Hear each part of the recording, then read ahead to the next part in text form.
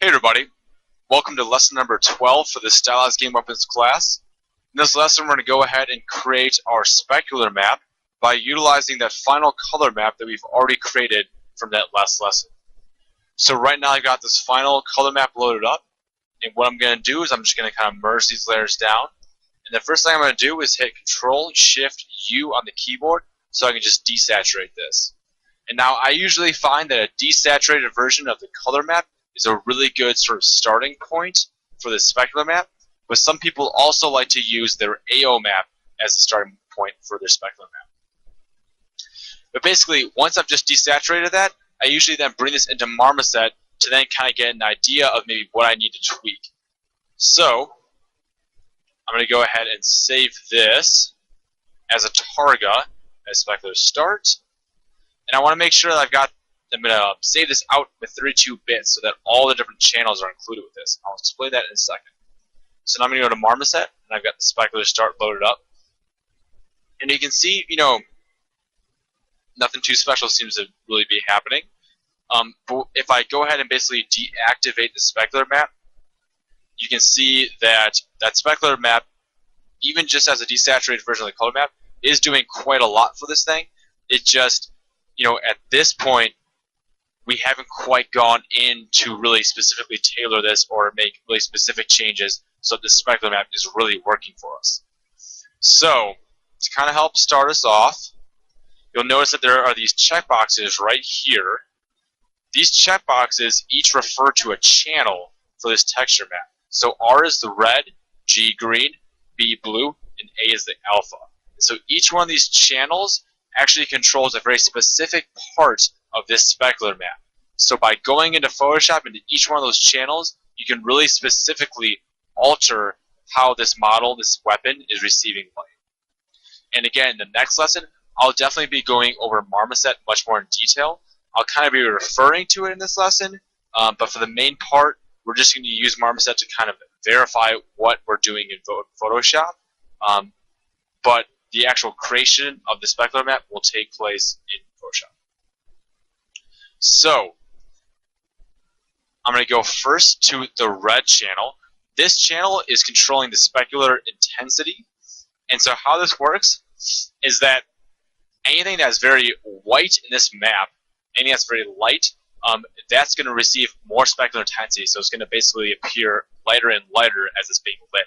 And that's dark or fairly dark is going to receive basically less of that brightness. So a general rule of thumb is that usually things like metals, you would like those to be fairly almost white in this sort of red channel. And then things that are maybe more matte would be fairly dark. Like something like a wood, that'd be fairly dark. It wouldn't really receive too much of specular intensity, unless if it was some sort of maybe lacquered wood or some kind of glossy wood kind of thing. So really, at first, a desaturated version of the color map is a good starting point, so there isn't too much I need to do now. I'm going to kind of loop back to this at the end. But the one thing I do want to do right away is I want to change this to almost basically a white. Because this right here is actually a dark metal. It's the handle connector for the weapon. So if I don't color it white, it'll basically not receive any sort of specular highlight. So what I need to do, I'm going to change my brush mode to overlay right here, make sure it's at 100% opacity, and I'm basically just going to go over this a couple times. And I tend to prefer for this to work with both overlay and multiply brush layer blending modes. But for a lot of this, if you prefer, you can definitely just kind of go ahead and do a standard blend mode and just kind of paint it in. But I like to kind of, through overlay and multiply, kind of preserve some of the underlying values. So just to kind of show you what that just did at least, I'm going to go ahead and again and save this as a specular start. I'm just going to go ahead and overwrite it at 32 bits. And now you can see here that is receiving even just a little bit of specular highlight right there. That's all that really did right there. Alright, so we're going to move back to the red channel a little bit later, but now let's go on to the green channel. And this channel is going to be the rim light. So for the rim light, there's usually a couple of things you want to kind of ask yourself. Like, which planes do you want to receive rim light? To kind of help decide that for you, there are some other questions you kind of ask, such as, are there certain planes that you can provide rim light to, which will help give the illusion of extra geometry for your model, like extra dimensionality. In addition to that, you kind of want to space out a little bit where you have rim lights. So to help illustrate this a little bit, I'm going to go into Marmoset. I'm going to basically turn this off so I've got full rim light on. And you can see that there are certain areas where, for instance, like this bevel right there, that might be pretty nice to kind of have the rim light right there. It might kind of sell the dimensionality right here. Or there might be other areas where, see right there, that's looking pretty nice. And in the low poly, I'm not really able to sort of capture that little bevel. But if I'm able to show this in a rim light, it might sort of fake the eye into thinking that there's more geometry there than there really is. But now to kind of illustrate the fact of kind of spacing this kind of stuff out, if I move over here, you'll see that over here the rim light is really kind of washing a lot of this stuff out. So there's definitely areas like right here that I can probably go ahead and darken that up in the green channel, the rim light channel, and then that will basically, it'll allow the rim light to kind of be spaced out a little more. Not every single plane is being affected, and then it'll prevent it from looking too washed out. So to kind of quickly show you how you do this, I'm going to first hit R on the keyboard to kind of rotate the canvas. I'm going to zoom in a bit. And again, with overlay at 100% selected, I'm going to basically do a couple basically washes up here for this top bevel for the top stone piece, because I really want this plane right here to really sort of stand out, to really give some extra dimensionality and really sell the form here. And then it'll also basically give the illusion that there's more detail to our geometry, to our low poly, than there actually is. So I'm probably going to do maybe about 3 or 4 sort of washes here, or overlays. And again, I'm doing this fairly quickly, but when you do this, especially for this stage, the rim light, I would definitely suggest taking your time to making sure that whatever you paint in, whatever that shape is that you paint in, that it is exactly the kind of shape or plane that you want to be captured. So I'm probably just going to have to do one more wash here, and it should be able to really quickly give you an idea of what this does. And you know, again for this, if you prefer, because it might be at least faster at times, you can just go ahead and do a standard brush mode, and then you can get just basically white. But I usually tend to prefer to have a little bit of variation, even though sometimes it might not actually be too noticeable. I tend to like to have a little bit of variation, so I usually use overlay and multiply for a lot of these kinds of things. Again, I'm just going to go ahead and save this out. I'm going to call this start 1. Make sure I've got 32 bits selected. Go back to Marmoset. And now I'm going to select start 01. And now you can see that that plane right there is receiving that rim light, and it's looking pretty nice. It's really kind of helping to sell some extra bits of the form. Now to kind of show you what this looks like with that rim light channel actually totally done, I'm going to load that up. So that's the green channel.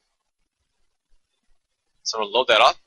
And now you can see where I kind of turn this form, there's some extra sort of bevels or edges that are kind of catching that light, and it's really kind of helping to sell the various forms and the dimensionality of this.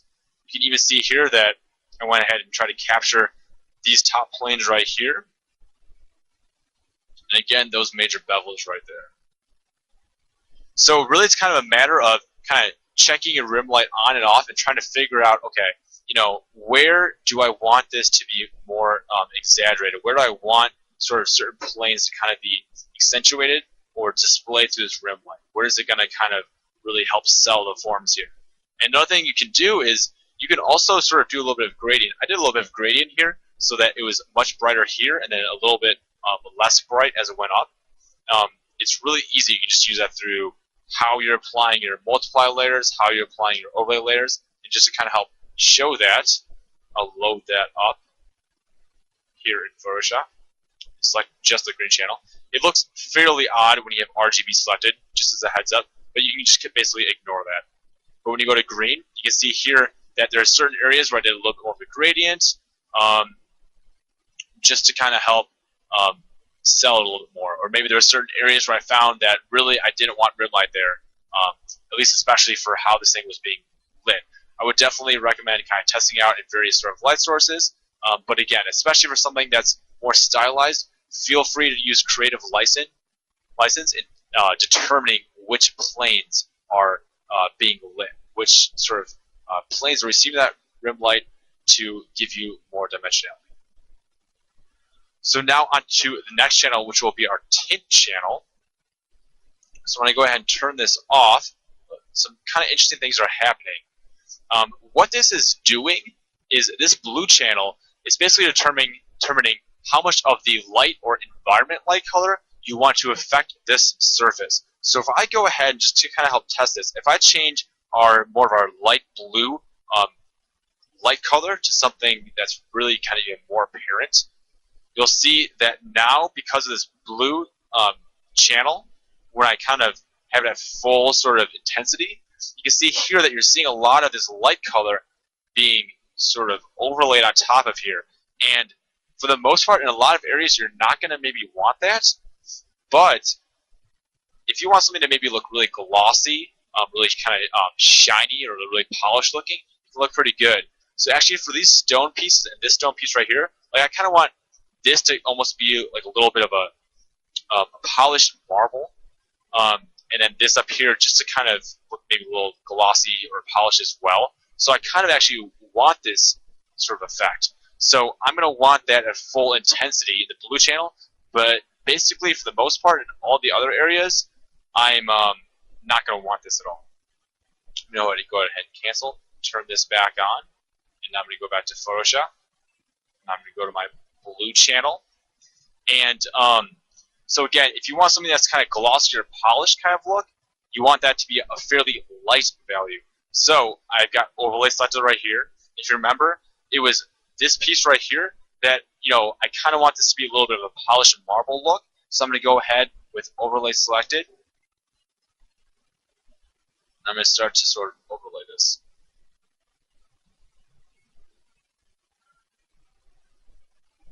If you'd prefer to not kind of have a certain sort of bevel affected by this, you can do that. But usually for something like this, I tend to not worry about the crevices. For the red channel, for the specular intensity, I do tend to, for things like crevices, I'll make sure that I leave that fairly dark. For something like this, it doesn't matter too much. Again, I'm going to make this fairly light because I do want that effect to be fairly strong on there so it looks fairly polished. And maybe I want to make this top stone piece as well more intense. Just kind of quickly do this. But maybe because these are cuts actually, and not just a bevel, maybe I won't sort of paint in this more almost like gloss effect there, because if it's kind of cut, maybe it's destroying that kind of gloss that's kind of on the outside. That's kind of what I'm thinking. So maybe for that, I'll kind of take it out.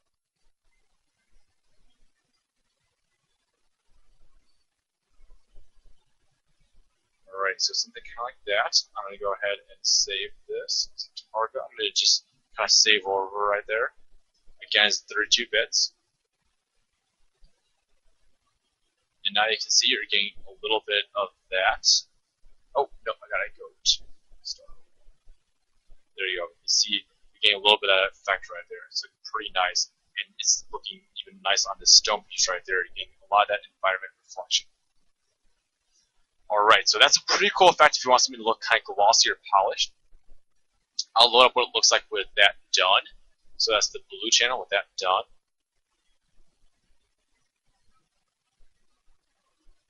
Alright. So now let's go ahead and move on to the alpha channel. So this alpha channel is the specular exponent. And for this, it's basically controlling for that specular highlight, whether it's going to be, a fairly kind of small, sharp specular highlight, or if it's going to be maybe a little bit larger but a little more diffuse around the edges. It's not quite as sharp. That's basically what it's affecting. So as a general rule of thumb, a polished or glossy material would usually have a very light value. a matte or non-reflective surface would usually be black. So, go here in Photoshop. I'm going to go to my alpha.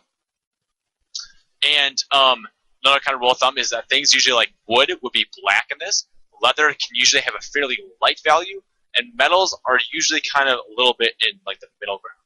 And now to create this, what I usually do is I'll go to RGB and I'll make selections with the lasso tool here, or the polygonal lasso tool. And then I'll kind of use the paint bucket tool when I'm back into the alpha. So, let me think. I'm going to want actually this leather right here to be fairly light. So I'm going to start to select this out right now.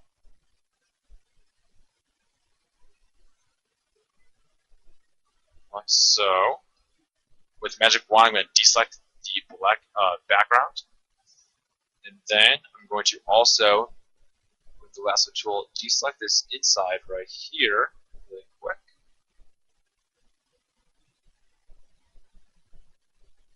Again, you will probably want to be a little more precise as you're doing this. I'm just kind of quickly showing you how to do this.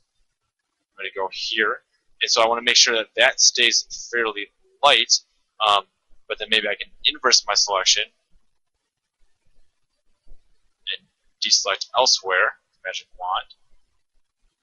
Because maybe I want in there to be a little bit darker. Like so.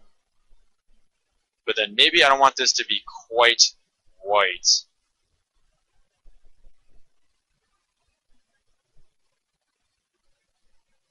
Something like that. Alright, I know for this shape right here, I'm not going to want really tight highlights. So in general, I'm going to make this fairly dark, maybe around here. And stone pieces, those can stay, I would say those can stay fairly light. But I definitely want this stone bottom piece right here to be even lighter than that top stone piece. So with the lasso tool, what I can do, again, I can make sure I've got RGB on, and I can do a quick selection here.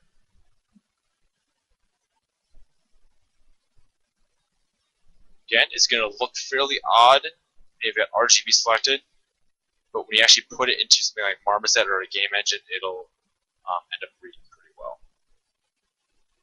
So I want it to be necessarily white. I'll do something like this, and then I'll the top stone pieces. Do something like this. Okay, I'll save this again. Start over one.